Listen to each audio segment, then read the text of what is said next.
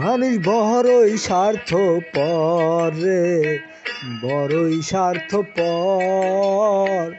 বুকের মাঝে জায়গা দিলে যতন কইরা ভাঙ্গে রে অন্তর। মানুষ বড়ই স্বার্থপর রে, বড়ই স্বার্থপর। বুকের মাঝে জায়গা দিলে যতন কইরা ভাঙ্গে রে অন্তর।